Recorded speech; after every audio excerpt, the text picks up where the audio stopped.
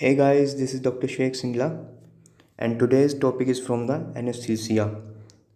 This is very important topic and there's every time there is one or two questions in every exam. So the topic is capnography. Capnography means expired CO2 and this is a normal capnogram which contains four things like inspiratory baseline. One is inspiratory baseline and two is the upstroke, expiratory upstroke.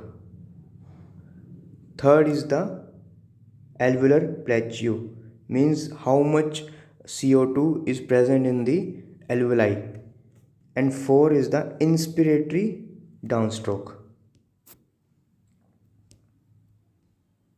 Four is the inspiratory downstroke.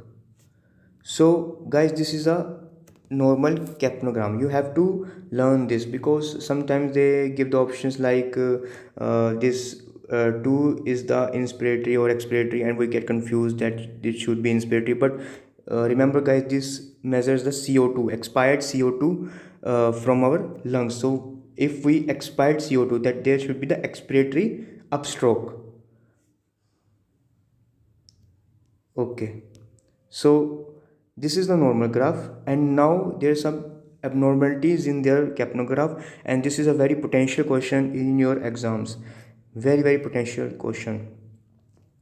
So normal endotracheal CO2 is 35 to 45 millimeter of the mercury, and this you have to remember by heart because this is asked in so much exam previously and it's going to ask in coming up exams also, so you have to remember this. Let us learn some different abnormalities. First of all, this is a type of shark fin graph, and it is very specifically seen in the bronchospasm, and you have to learn this. Now second graph is this is a type of graph which is present in the spontaneous ventilation.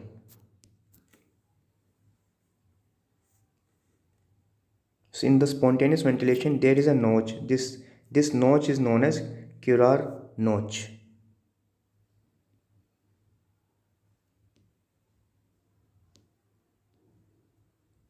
This type of graph is present in the esophageal intubation, means when we by mistake we intubate in the esophagus, then this type of graph of capnography we get.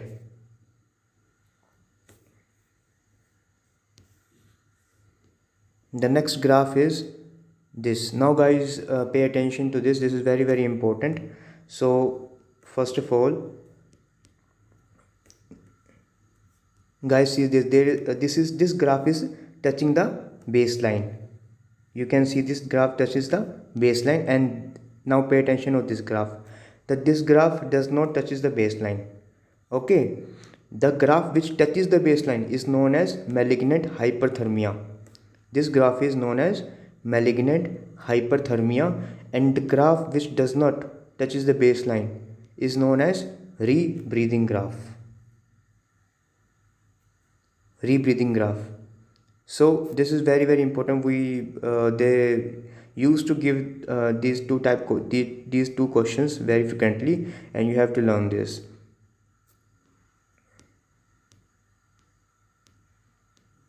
Now this is the graph of CPR.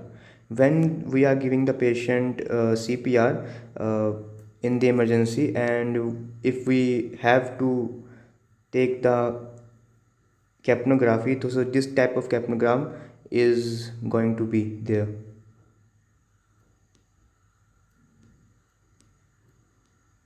This is the capnography of cardiac oscillations.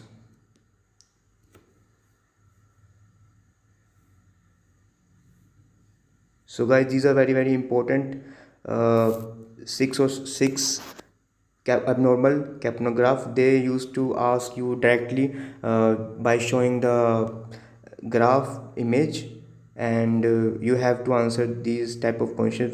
These are very frequently asked in your exams. So that's it. Thank you guys, and if you have any comments, do comment in the comment section below. Thank you.